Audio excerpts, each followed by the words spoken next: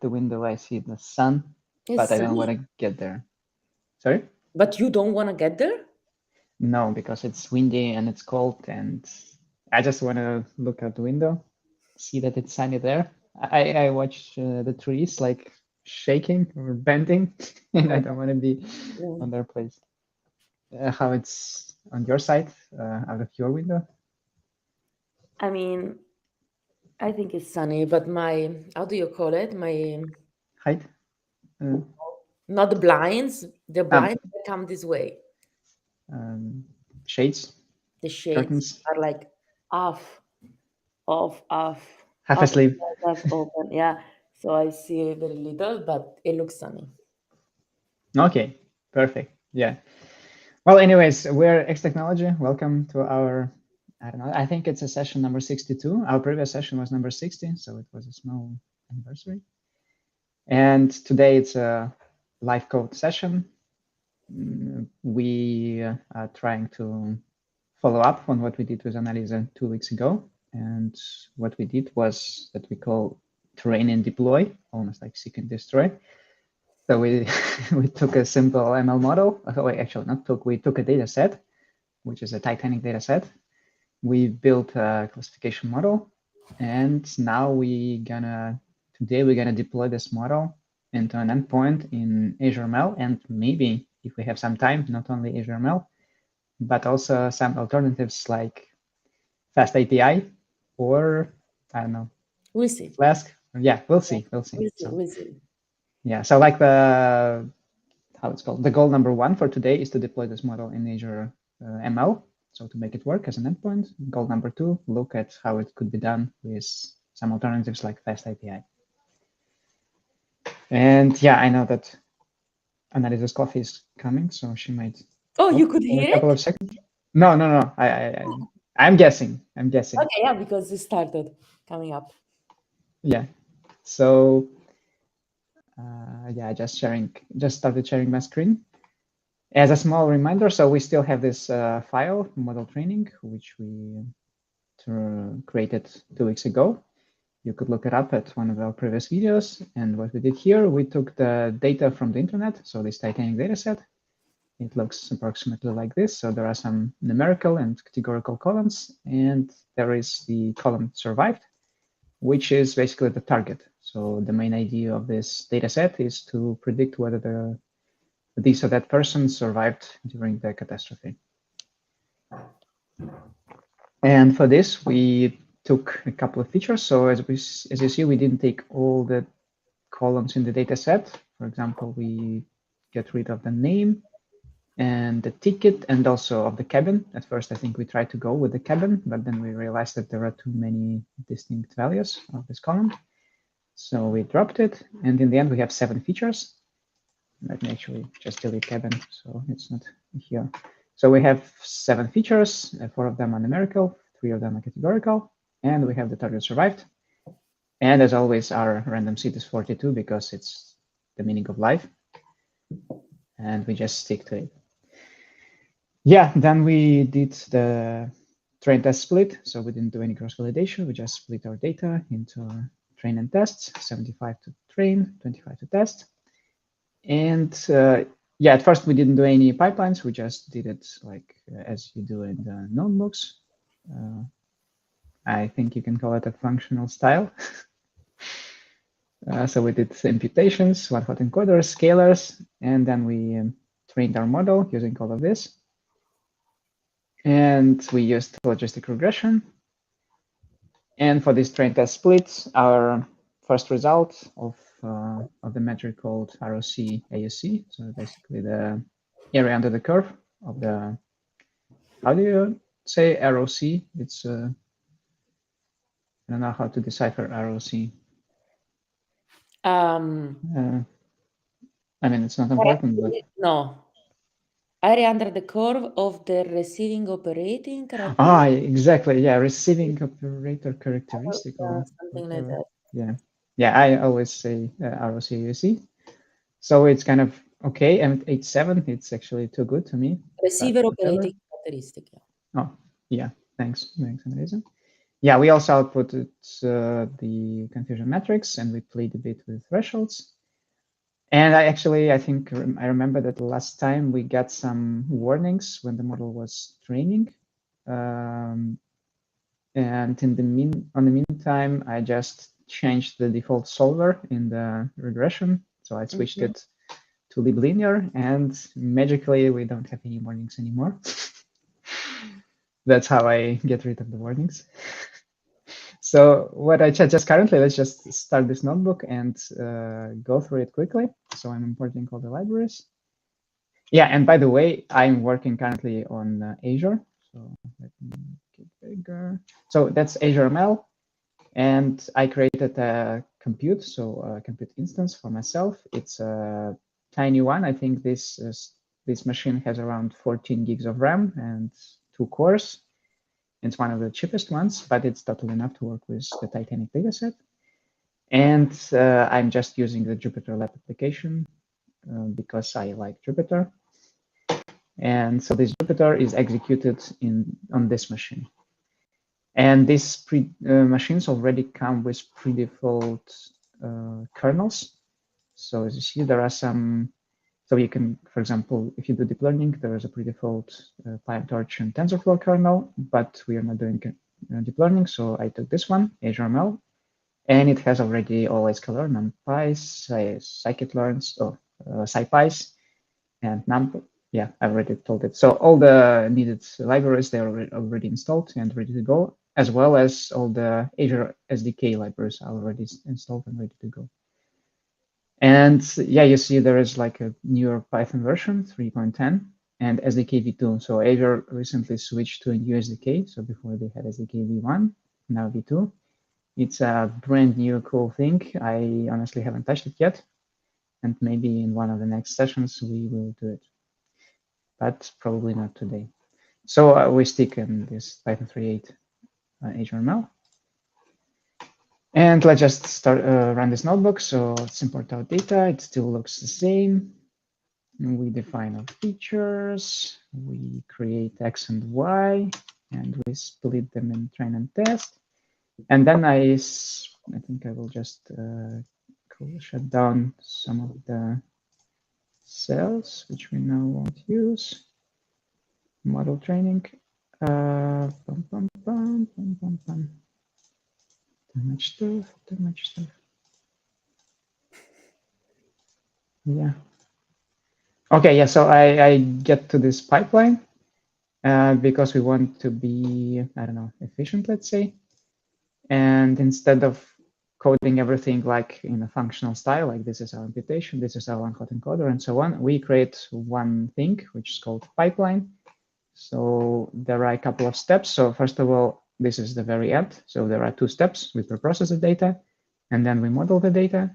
And preprocess consists of 2 elements. We preprocess numerical features separately and categorical features separately. And for both of them, we again do slightly different things. So for numerical, we impute null values with the mean value. For categorical, we impute null values with the predefined value empty. And for categorical, we also do one-hot encoding. Right, so let's define this pipeline. And now all we have to do is just do pipeline.fit, and it will apply to all the transformers within.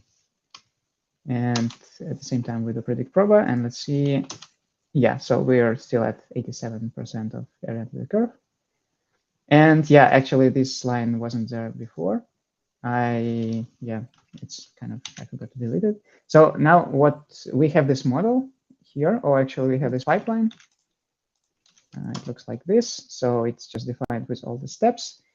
And for the future, we want to deploy this pipeline as an object to the endpoint so that we can call this endpoint with our requests, and we get back the response with the prediction. So the first step that we have to do, we need to save this file or save this model into the file, because now it's just in the memory. And for this, there is this library joblib. So I will just import a new library, import joblib.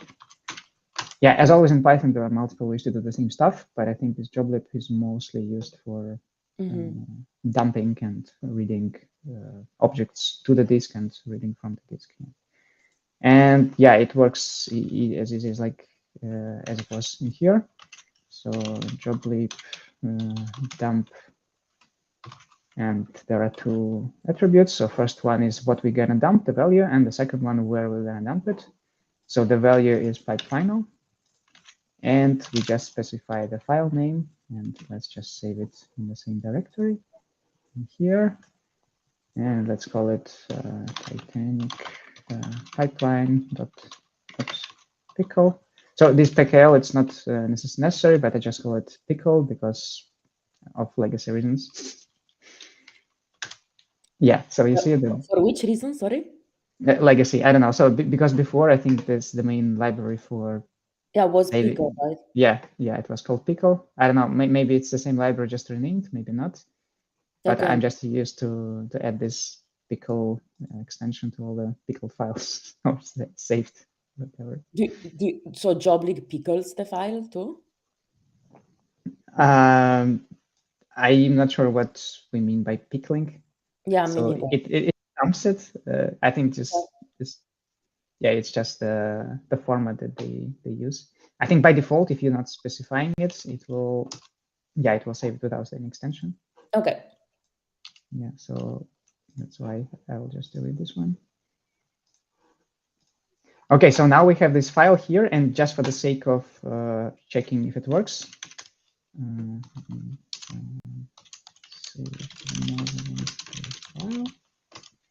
and let's just try to read it. To check if it works, because now we have the file, and let's say job leap load, I think. Yeah, and to load we just have to define the file name. Oops. Titanic. Yeah, and let's save it to pipeline Titanic. So now we read it, and let's try to see if it works. We already have like X test, for example, in our memory. So let's just try to do the prediction. Pipeline Titanic, predict Paroba with Xtest, and see whether it returns the results. Yeah, okay, so it kind of works. So we save the model to the file, we read it from the file and try to run the prediction, and it works. Super. Perfect. Yeah. Okay, so now I guess we can create a separate file, and so with the kernel. And how many times should I click? Okay, let's model deploy. And now our goal is to create an endpoint in Azure ML. And yeah, I have kind of some cheat sheets, which I have on the second screen. So I will copy paste from there from time to time. So the first thing that we need to do is we need to connect to our Azure ML. And so all of you see in here, so all the data, all the computes, all the pipelines, models, environments, and so on, it's organized in workspaces. So all of it is in one workspace. And the usual way to connect to Azure ML is to connect to your workspace. So there are this Azure ML core, import, I think it's workspace. Yes. So we import this object workspace, and then we kind of instantiate it. And so you can specify your own workspace, because there could be multiple workspaces. You have multiple teams at work, and you don't want to mess the data, join the data. But there is a method which works by default. So for example, I here have only one workspace. And if I say like just take it from config, it should work. Yeah, it kind of gets the default, so I don't have to specify anything. And now this WS object, it has, so for example, I can look at computes, I think, or maybe compute, maybe it's somehow different. Compute targets, okay. Yeah, so yeah, so for example, I see that there is a compute target, which the machine that I'm running on, it's only one. And the same, so I can access all the objects in this workspace. And what we want to do now, I think the first step is we have to register our model in the model registry. So here you have this model tab on the left, and currently it's empty. And we need to put our file that we created locally to the registry of Azure ML. And for this, I think that there's this model, model object. Let's import it. And let me maybe comment register the model. Yeah, I don't know if I have to improvise or just copy the old code. So for this, there is this method register. Okay. Yeah, and it has a couple of parameters. Yeah, so first of all, we have to specify the workspace, then we specify the path to the model. So that's our this path, and then we specify the name of the model so that it will be saved under this name. So let's do it. Workspace equals workspace, model path equals this Titanic pickle file, and model name equals, let's name it, I don't know, Titanic model.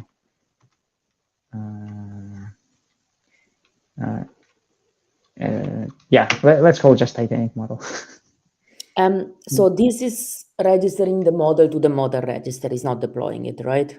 Yeah, it's not deploying it, just registering it in the registry, so that it's kind of an artifact in the cloud. Because currently we're just having this file in the cloud, but it's not recognized as a model by Azure ML. So we can and when you register, browse. and when you register, let's say you register the same model again, you would get different version of the model, right? Exactly, yeah. We can actually experiment with it a bit. Yeah, because it also supports versioning from the box. And if we do the same stuff over and over again, it will just extend the versions, like version 1, version 2, and so on. Yeah, so let's just run it. Registering model, Titanic model. Yeah, and now we should be able to see it in here. If we go to models, yeah, so there is this model, version 1. Yeah, and it was just created. And if we go like within this model inside of it, we see that I did it, that there are actually artifacts, so it shows us what is it inside. It's just one file, because one model could be like, If you go if to we're talking data, about, does it tell you with which data it was trained? No. Okay, but no, because because if we do it in a bit different way, if we use data sets from Azure ML to train the model and we connect them explicitly, then it will be in here. Yeah. Okay. Cool. But but we did it like in a old-fashioned way, just reading the files with pandas. Can you look at the other things too? If we have time, like if you. I mean the other tabs? Yeah, so responsible AI, if you want to, okay. Explanations first. Yeah, I'm not sure how it works. I think maybe you have to predefine something in these models, and then you can run. Like this create dashboard is not active for me. So responsible AI currently supports ML format. There are these options, right? For like fairness, explanation. Yeah. So I think it says responsible AI dashboard currently supports only ML format models. So I guess if we create the model using ML flow, and if we specify that it's sklearn, makes sense. then probably it will suggest us this create dashboard button. And I don't know what's in fairness. Fairness documentation. There are no click here to create a responsible. Yeah, so there are a lot of tools. Yeah, but there are the options. Okay. Yeah. Honestly, I never used them, but it's pretty cool that you can already have something out of the box. Yeah. And so here endpoints, jobs, and data. So if we were to publish our model as an endpoint, all the endpoints that it's used in will be here. And so you really can just click there if you wanted to. Actually, I think yes. So the easiest way to publish our model is, or to deploy our model, is click here. Oh, nice. And yeah, actually, if we do it, Ah, yeah, I don't know. yeah, no, let's do it with scripting. It's just Yeah, let's do it in a script way because yeah, it's fast and you can check. Actually, I think it's very nice to check whether you are kind of are doing something not crazy if it's working. But we gonna be a bit more software engineerish and do it in a script way. Okay, yeah. So for now we just have it in here. It's registered, and basically we need to create yeah, to deploy it. So let's deploy it or deploy an online endpoint. Okay, so for this we need a couple of steps. What do we need? So first of all, to deploy the model, I think it's again in this. We probably didn't import. Yeah, we have the model object or instance model. I think it has the method deploy. Yes, deploy. And what do we have in here? Again, the workspace, the name, the model. And so here we have to specify a bit more than before.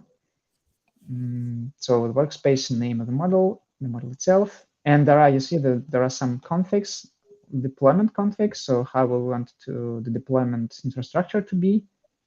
Also the inference config, because the model will be deployed, but then when we send a request to this endpoint, we need to know what to do at this moment, how to run the inference, because yeah, by default, it's not known by this model.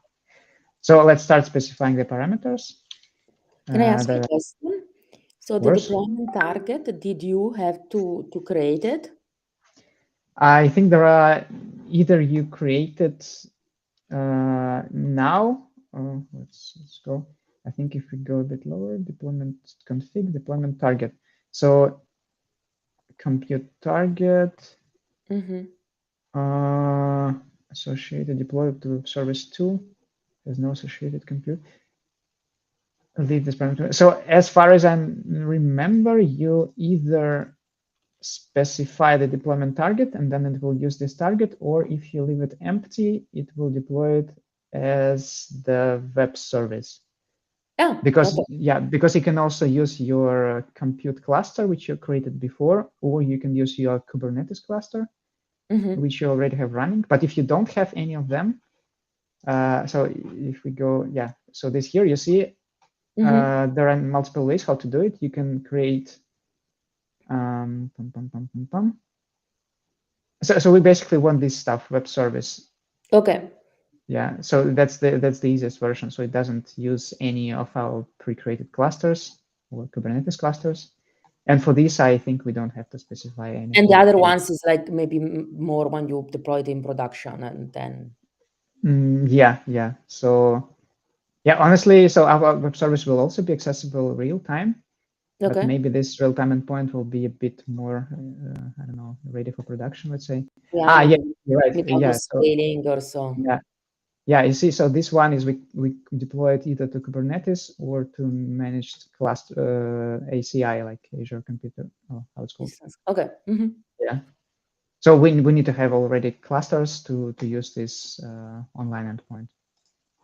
And we don't want to create any clusters because we don't have too much money. So we just don't specify the target, and by default, it deploys it to a web service. Okay. Thanks. Yeah.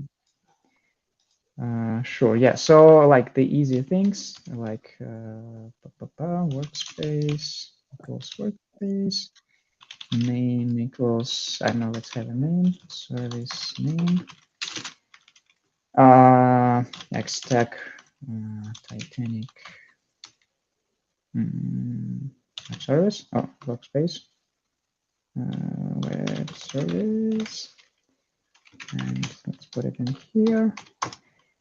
What else? So yeah, we need to specify the model. Let's do it a bit. Yeah, and then we have to create an inference config. Why my autocomplete doesn't work? Inference config. And we also need deployment config.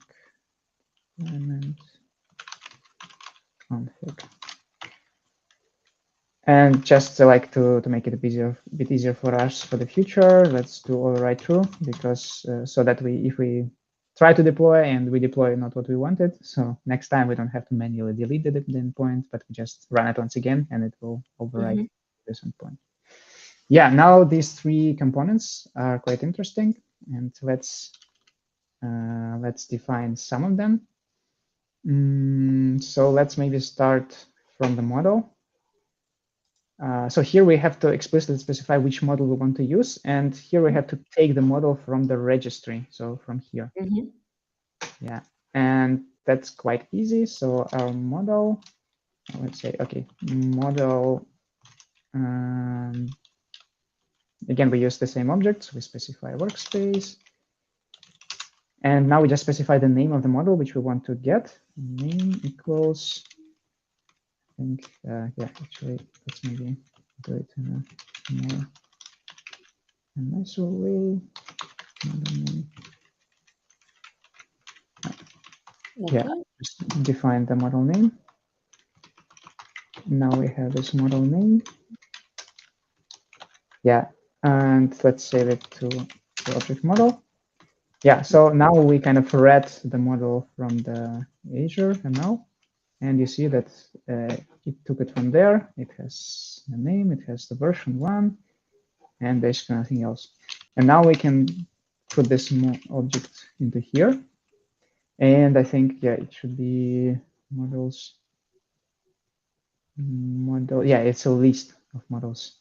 So we should just put it in square brackets, because you can deploy multiple models into the same endpoint. Yeah, but we don't use this feature. Okay, so oops. Get the model. And now let's do the next steps. Okay. So what are the next steps? We need to specify the config files. Yeah, exactly, the config files. And for this is all okay. I will just copy some stuff. Yeah, from my other notebook. Let's start from this one. ACI config deployment. Okay. So deployment configuration. Yeah, so there is this object that we have to import, and I think it's so another object from Azure ML. So there is Azure ML Web Service and ACI Web Service. So ACI is Azure Compute Instance. And now we just create a default configuration. So we need only one CPU and only 1 gig of memory. And let's maybe save it to deployment config. I think that is enough for the deployment config. And you get directly the config file this way. Yeah, so I think so. If I define it like this and try to read it, yeah, actually, what can I do? Oh, enable description. No, okay, nothing. Yeah, I mean, we didn't specify too much stuff, so we basically specified only CPU cores and memory. Okay. And I think this should be enough for the config. Okay. But yeah, and I think the most interesting part is inference config. So to tell the model of what to do during the inference config.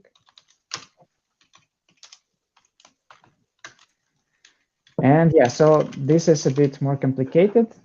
Where to start? I have no idea.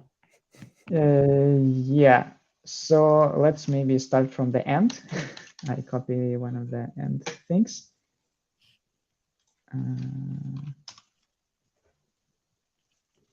yeah. Together. Yeah. So inference config can be created like this. This one I will just delete for now. And we need to import this object. It lives in, I think, in some Azure ML core model. Import inference config. Yes. So in the end, we define it like this. We specify two things. So first of all, we specify the environment. So that could be a full Python environment, which should be used when we run the predictions. And here we have to define this environment. And then we have to specify the Python file, which will be run while we're requesting this prediction. And we have to create this file. And let's call it dynamic predict. Let's copy it. And we basically have to create it in here. How to create just a Python file. This Python file, we rename it to dynamic predict. Yeah, for now it's empty, but now we will populate it. So, and we need to define this environment. So let's maybe start with environments. We can, of course, create our environment manually. So we can specify all the Python libraries that we need, all the Python versions and so on. But the good thing that Azure ML already has some predefined environments, and we can just use a couple of them. And to access them, we also import just another object. Copy it from here. Annalisa, are you here? Is it... Yeah. Yeah, because I might just dive into too deep into copying stuff from one file to another file. No, it's fine. I was just thinking that so it's not enough to deploy the model. You also need the script to tell you what to do with the model, right? Yeah. So because like the predict, for example. So I was just like thinking about that in my head. Yeah, because you don't know by default what is the model, because as you saw, we when we deploy something here, register, we just send any file. Yeah. And you don't know like what this file is. Is it the model itself, or it's a pipeline, or it's, I don't know, something else? And then you have to specify what to do exactly with this file. Yeah, and I guess you saw me lost, because then I was thinking, then what is the advantage of using something like AML, or to like build it yourself? But maybe we can talk about this later. Yeah, Anyway, yeah. Like from my thinking. Sure. Yeah. No, yeah, actually, that's a really good question. Like, what are the advantages of using this against, I don't know, fast API? Or... Yeah, exactly. That's what I was thinking, because Mm-hmm. I really thought you deploy the model and they know already that is a machine learning model. Yeah, but not that easy. Not that easy. So I guess one of the advantages of using Azure ML instead of Fast API is that there are some predefined environments and you don't have to construct them. If it's kind of an advantage for you. And let's try to access the environments. I think you can list somehow. Yeah, list. Yeah, you have to specify the workspace. So now we're just connecting to the workspace and asks it to list all the environments that are in there. Predefined. Oh, yeah, that's a lot. And I mean, there's a huge list. I just don't want to do it all the way. Let's just do all envs and then try to navigate through them and env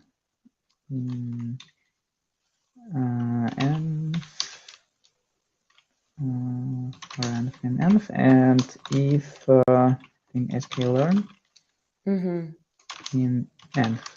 So because there are a lot of TensorFlow I don't know, some Triton Yeah. and so on. Let's see what's in there. Yeah, there are basically only two predefined environments. Okay. One is for sklearn 0.24, and another for 1.0. That's actually a good question, because one thing which is important that we need to be sure that the sklearn version where we created the model is the same sklearn version which we're specifying here. And so this is a file where we created the model version. I think sklearn has something like version, or maybe just version, or maybe just something. We didn't import sklearn as this. Import sklearn and sklearn. Not this. Yeah, okay. So our sklearn version where we created the model is 0.24. Okay. So it's a very good idea to use the same version. Otherwise, we might have an error. And which Python did we use? Because the environment said Python 3.7. Yeah, I agree. Here we use Python 3.8, But it which should have is not. Yeah, it's not ideal. It's not ideal, but for the model itself, the main thing will be the package versions. And ideally, we should pick here like sklearn 0.24, Python 3.8. I agree, but we just don't have a predefined version, and instead of creating it on our own, I suggest that. But technically, we could create the environment, right? Yeah, totally. We can create an environment multiple ways, But just manually specifying the packages, or specifying the Docker file, or or manually like saying add sklearn, add numpy, and so there are. So we can Google it, but let's say let's go. We need to deploy. Yeah, and name this one, and I think environment build clone from Docker get. Yeah, there's this method get, and again it's workspace and the name goes and name. Okay, and that's gonna be our environment. Yeah, okay, so we define it right now. Okay, now we have one of the things that we, also they add this kind of thingy. Okay, yeah, I don't want to introduce too many things. So now we have the environment, and what we need to add, now we have just to create this file. So this environment, let's put it in here. Yeah, it's already here. Inference config and environment. And here let's put Python script. So yeah, actually it's not here. We need to build the file from scratch, but of course I won't do it. So by default, this file has to have a predefined structure. It needs to have two functions. And these two functions are called init and run. Okay, these I remember. Yeah, so your Python script has to have these functions. So it's not a way. If it won't have it, then your deployment will crash. And what they do, so the init function is run at the moment when you deploy the service. And usually you put something like get the model and read it into the memory. And that's what we're going to do in here. So yeah, actually I can maybe copy. So like here you would do like joblib.load, something like that. Exactly. So I just copy the default comment from, so you see this function is called when the container is started. And typically, you can write a logic here to perform in operations like caching the model in memory. Yeah, and that's what we can do. We yeah, usually we do it like this.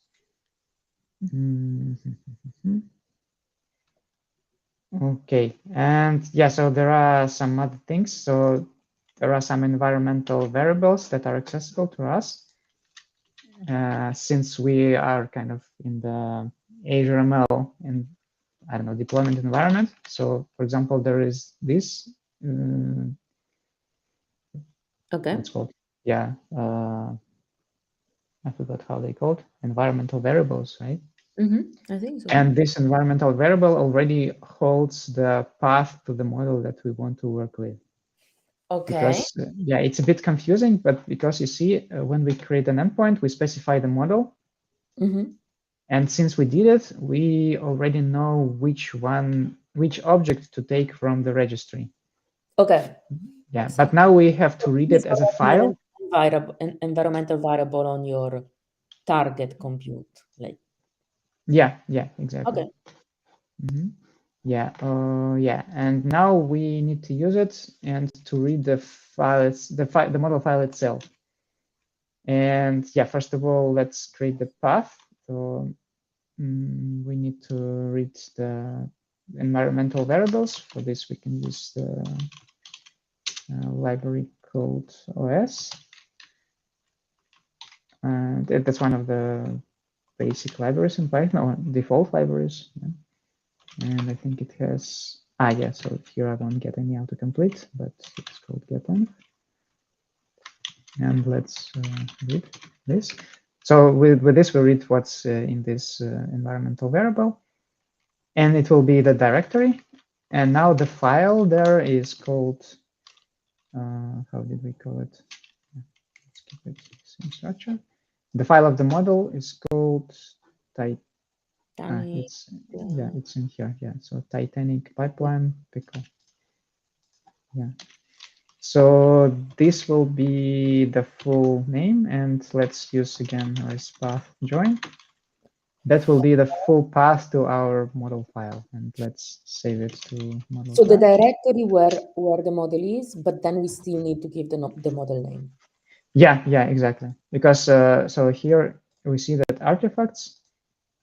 So this is like the directory where it is. That was this environmental variable, but within this directory we can have multiple objects, and we need exactly this object. So yeah, it's like, yeah, not very straightforward. I think it took me quite some time to understand it and make it work in the very beginning. But now I just copy like the stuff from here to there. Okay, so now we have the model pass, and what we do, we just read the model with joblib as we tried to do it before. So let's import joblib, and let's do joblib load, and just read it from the model path and save it to the model, to the object called model. Oops. Yeah, and yeah, and we don't even have to return anything because we won't use this function as like a step in other functions. This just will run when we deploy the container. So it will run init, and then the model will be accessible in the memory of this machine, of this web service. Okay, and yeah, so not to run all this, so to make it accessible in other functions, we just create a global variable. So we say that this model is global. So then this variable model will be accessible in all the functions of this file as well. Okay. So yeah, it's probably not the best style of using global variables, but sometimes you do it in Python. Yeah. Okay, so init function is ready, and now we can create the run function. And I will copy again the default comment that is used by Azure. So it's called for every invocation of the endpoint. So basically, every time we send something to the endpoint, it triggers the function run. And here we, for example, we extract the data from JSON input and call the scikit-learn model predict method. Yeah. So and that's basically what we want to do now. And it has inputs. Let's call it raw data. That will be our JSON that we will send. And here we need to do to unpack this JSON first, and let's import JSON library, import JSON, and JSON has load string method. So if we read our data, it will be unpacked, and let's say it's raw data JSON. Now we have in a JSON format, and now we should just read it with pandas. Let's import pandas, import pandas std, and pd read JSON, and let's just read this. Yeah, so pandas can read everything, JSON as well, and that will be our data, which is ready to be sent to the model itself. Your model. Yeah, I'm actually looking at my other file, and it says that here we need to access the object called data, because I think by default the request will consist of multiple elements, and in this whole request we need the element called data. I think it's just like this by default, so we did not specify it, but we need to do it to make it work. Okay, so this data should be our usual pandas data frame, and now we should be ready to put it to the model. And we have this object already, so model predict proba data. This will be our predictions. And yeah, as you remember, it will output the probabilities for both the class 0 and class 1. Yeah, and you want the one, right? Yeah, and we want the one, and let's just specify like this. So it will output only the probabilities that someone survived. Yeah, so predicts, and yeah, what we need to do, we need to pack it back to JSON because the endpoints, yeah, they talk to each other with JSONs. So let's do JSON dump string method and put this into here. And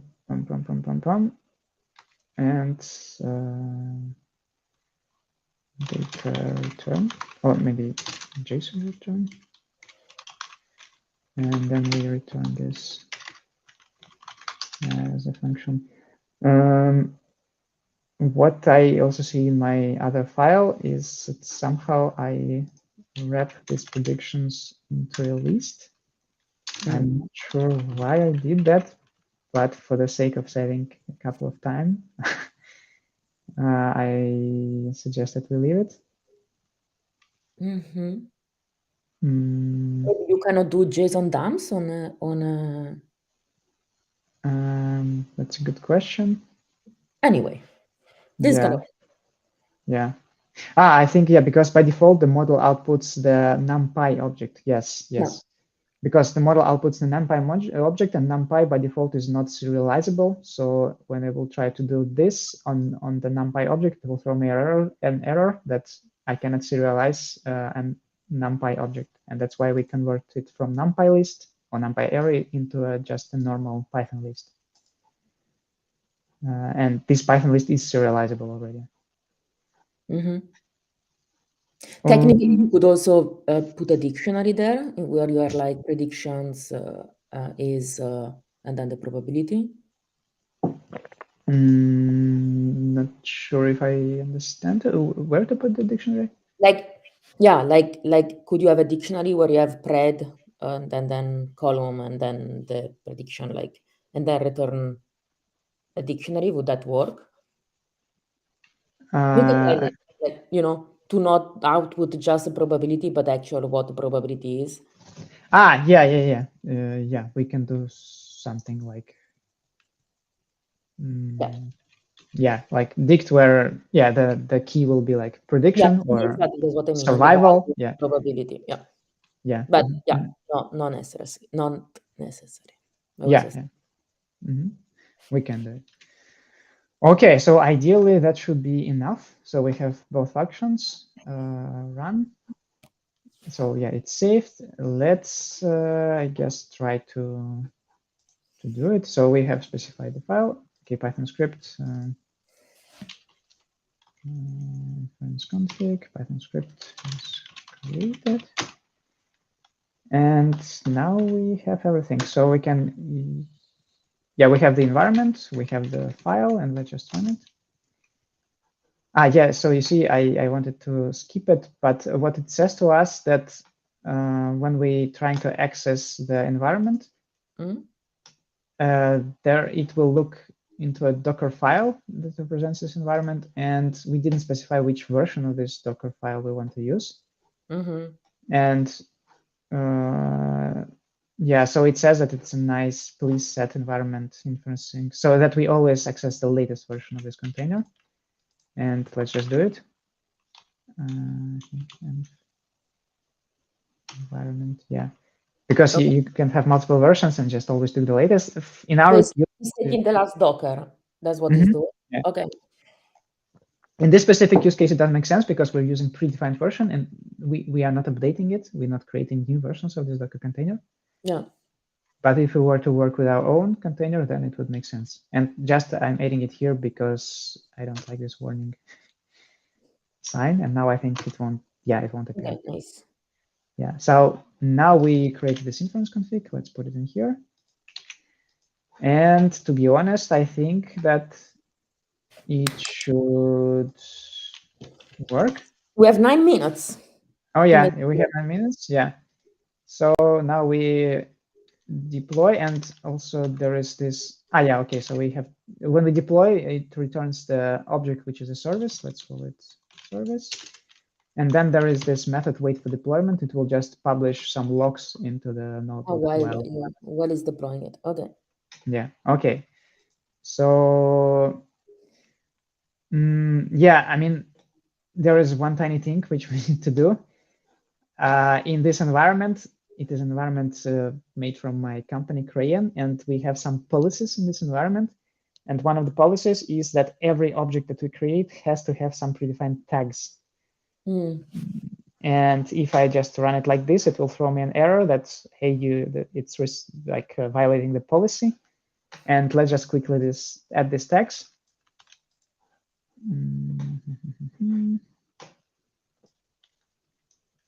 So you can just specify the tags here? Yeah. So it's actually this deployment config. Okay. And it has deployment config tags, yeah. Tags and yeah. So yeah, it's just a policy that we need to have the tag owner and the tag group. Owner, it's just my email, and the group currently is DI, or we can say XTechnology. And now it won't kind of throw an error, because otherwise we will wait like for 5 minutes, and in 5 minutes it will tell us that, I'm sorry, you didn't specify. And I guess the reason for the tags is that in a team, then you know who ran what, and like if that's kind of costing a lot of money, you can go to that person. Yeah, it's actually a nice policy or nice practice to always specify who did create what. Yeah, now people can go to me and know what's happening. We also do in my company that we specify a date, and basically after that date can be deleted. Yeah, it also, yeah. So like time to leave. Right. I specified some unexpected model. I think it's models. Yeah, it's models. Yeah. All right. Okay, so now I started the deployment. Yeah, it says that it recommends to use SDK v2. I agree, but I'm sorry that we didn't do it. And now it's running, and usually it takes around like 5 to 7 minutes if everything's okay. And now it's not okay. So yeah, I mean, what happened? Yeah. Yeah, you see again. Okay, so what happened, like what I wanted to avoid. It says request failed, and it says that resource was disallowed by policy. Reasons: add the group and owner tags. And I thought that I did. Didn't you do it? Yeah. I thought that I did, but maybe I didn't run something, or I didn't rerun something. 24 deployment config tags. Deployment config tags. Owner and group. Is it owner and group? Group and owner. Yeah. Titanic Web Service. Yeah, all these tiny things. Model deploy. Okay, so let's go. So when we create this deployment config, we specify the text. Let's see, does it deployment config tags? Yeah, it has this tags. Okay, and then we use this. Did we use the deployment config? Do you need it also on the inference config? That's a good question. I don't think so. I don't think so.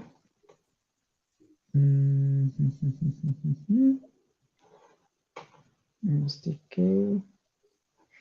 I am wondering why didn't it apply it, because it should have. Deployment config, ACI.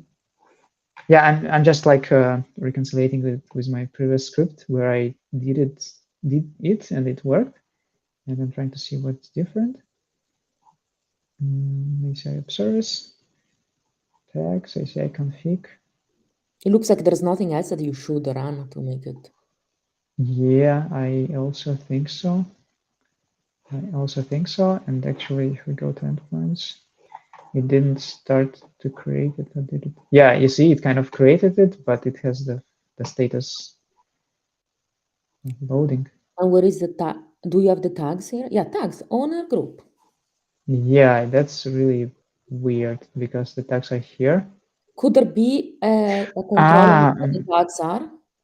yeah, exactly. Maybe that's the reason. Yeah, because Like I. the tags the group needs to be a group that is predefined. Mhm. Yeah, maybe that's the reason. You're right. Maybe that's because I yeah, mean, in I'll our warn you companies. if the error is wrong, but Yeah, you're right. You're right. So yeah, actually, it's kind of interesting because now see we have an endpoint and its version by default is 1, and we will try to overwrite it, and by default it should update the version. Okay, yeah, let's try to keep it DI. DI is the name of my group at work, so it's Data Insights, a small add. And maybe, yeah, maybe it's just should be one of the predefined values, and I try to improvise, but sometimes it's not good to improvise. Let's again wait for it. Running. okay. It says like if deployment takes longer than 10 minutes, then something is wrong. Yeah, Maybe we you're right, know what Annalisa. it's doing, like it's Yeah, creating the container registry, if yeah. not So exist. yeah, so Registry. you're right. So before we kind of didn't go to this stage. Right. Yeah. So you see, yeah, it created container registry if it not exist, but And the since container registry is where all my Docker files are. exactly, yeah. But since we not specifying our own environment, we took the existing one and we didn't change it. So we didn't add any new packages, or we didn't change any Python version. Then it just goes to the container registry and reads it. So we don't have to create a new registry. Yeah, registering the environment, okay. Yeah. Use the existing image, submitting deployment to compute, okay, and checking the Yeah. status of deployment. Okay, makes sense. Yeah. And we So didn't get any error up to now. yeah, up to now it's still okay. So it's running. And And currently, the yeah, it's error was basically, misleading because he said add tags. yeah. But in a way, you see, it took you only a minute, and for me, it probably would be a bit more. So at least it's kind of told us the direction of where the error is, but it could be a bit more helpful. I agree. So what should we do? We should wait, right? Yeah, I don't know. We can talk about something like maybe you can mention slightly your thoughts about Fast API. Yeah, I was just thinking, like, why? So thinking about why should one use Azure ML instead of just deploying an endpoint with like Flask API or like Flask API, Fast API or Flask or Flask API. And like just thinking out loud, I think it's also because of all these, like because otherwise, if one wanted to do model versioning, and so having a model, like one would need to add that, right? Mm-hmm. Oh, okay, that's not deployed yet, right? I think it is. Oh, super. So yeah, it's already not running, and it succeeded, and the status is of the operation is succeeded. And yeah, I'm sorry that I'm interrupting you, but It's it fine. seems like we have a result. And Woo! yeah, we have the tags here. Mm-hmm. Yeah, so that's our web service. Actually, it overrode the service. That's why we don't see that it's a new version. And it's healthy. And there is even the test. Yeah, but yeah, I don't remember if we have to put in here some JSON object. Instead of doing this, let's try to access this endpoint from Python. And yeah, I again copy some stuff. So you just use requests, or is there some like Azure ML specific thing? Yeah, we just use Azure ML and I don't know, like test an endpoint. Yeah, so we already have it in here saved. That's our endpoint. And now we need to construct the data that we want to send. Let's just do it in the same way as we did here. So access the data. Access the data, then specify these things. We need only the features. We actually need to import pandas because we didn't have it. Import pandas SPD. And so we read it. We read the features, and Can we just do it on the test data? We can do it in the test data, but we don't have. I mean, instead of importing train test script and doing it with the same seed, I suggested we can just I don't know, take random. Random numbers. Yeah, or maybe not random. I don't know, like 1, 2, 3 up to 1, 2, 7. Does it sound random? And yeah, if it's list, it's so just random values. And now we need to tag them to JSON. Yeah, it looks like this now. And now let's save it as raw input. And this one we have to pack once again. I just copied the whole string. So we create the JSON object, yeah, which is a dictionary where we have data as a key and our raw input as a value. That's why in this file we had to read it from the data object. And I think it's just how it's meant to be. So you cannot do it without it, just because of this JSON requests and responses. So always your useful data is in the data tag. Okay, so add JSON undefined. Yeah, let's import JSON. And we're almost in time, almost. Yeah, and now what we need to do is just we have our service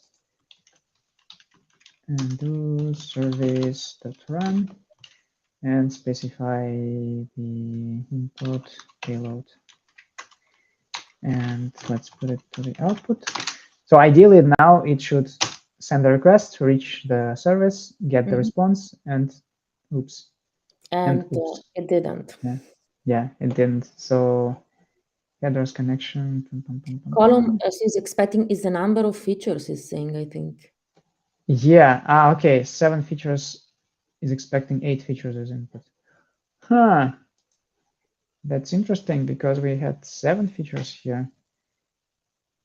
Wait. It's interesting. That's interesting.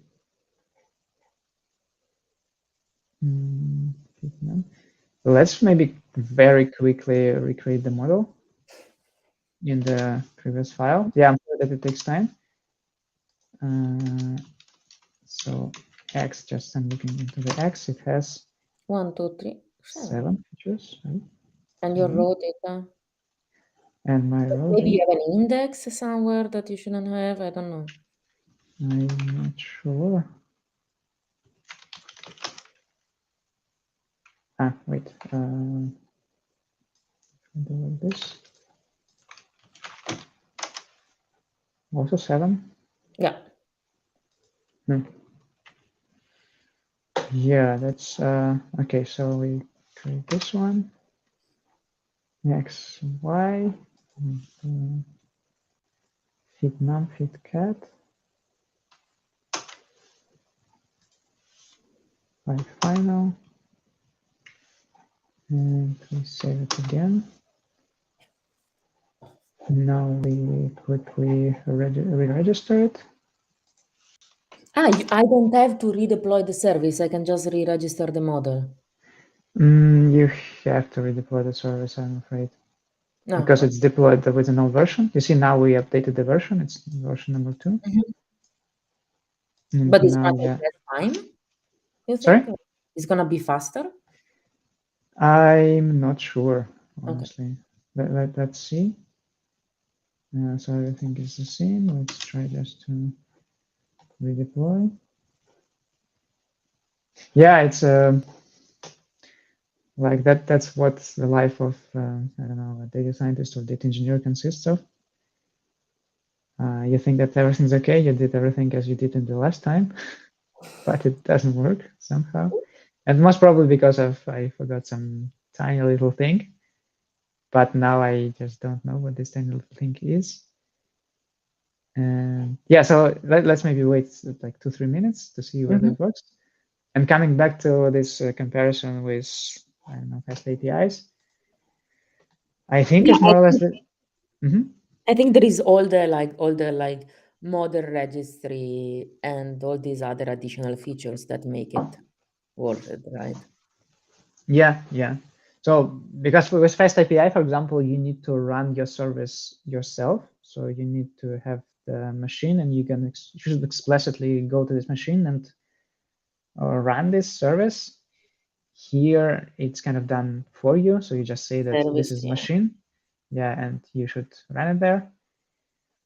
But still, And I could always deploy it like wherever. yeah, of course, you can write like another wrapper over it, so that this wrapper, like I don't know, a set of comments in the Docker file, so that you should run these comments. Yeah. And basically, yeah, it's the same, but you have to write it, and here you don't. And also, yeah, here you kind of have already this ability to create the instance. It will always be there. Also, all the data model validation maybe is done for In you. a way, you can set it, yeah, that you have You can set these validations. Yeah, I mean, in the end, it's either you can do everything on your own, and then you can take these open source tools, or you save some time if you're not super experienced, maybe.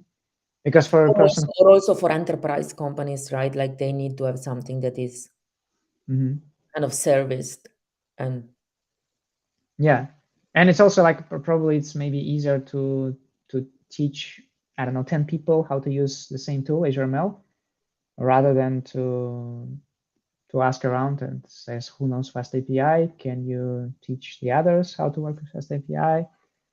And I think, yeah, it's just easier to unify it, let's say.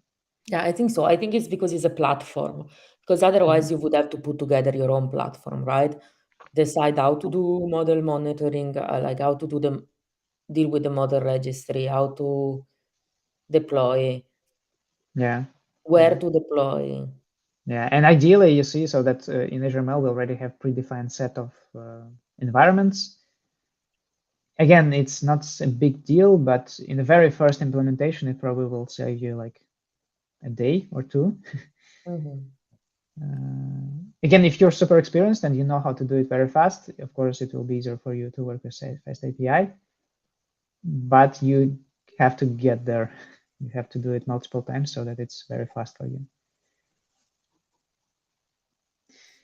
Yeah, I guess let's maybe wait a minute or two. And yeah, what do you think, Annalisa? Should we try to do the same for Fast API next time? We could in a few weeks. Yeah. Mm-hmm. Yeah, sounds nice. We take the same model and we do it. Yeah, yeah.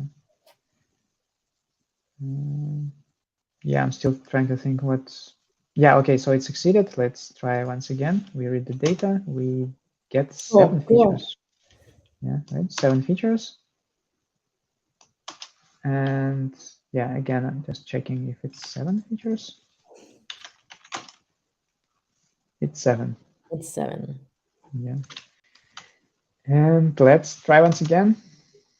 Okay. Looks like it's going. Okay. Yes, something column transform is expecting 8 features in, but I don't know why. But why only column transformer? Like, could it be because we consider the Y too? Not really. I'm just thinking out loud. Pipe num, pipe cut. What? But we don't pass it to column transformer because column transformer consists of these 2 steps, and one has 4 features and another has 3 features. Yeah, but then we also have a reminder pass through, so we are really not checking there if we have more than. Yeah, you're right. So I mean, But it's what okay, we. but we are not checking, and the reminder should be 0 columns. Yeah, I agree. But what is our extrain? Aha, you're right. You're right. You're right. Am I? Am I? Am I? You are. Yeah, we have index column. Oh my god. Yeah, We it's have always the index problem. It's it's so stupid. It's really always the Yeah. index. Yeah. But why do we have index? Because no. Drop false. Oh my god, I did drop false. That's the bad thing.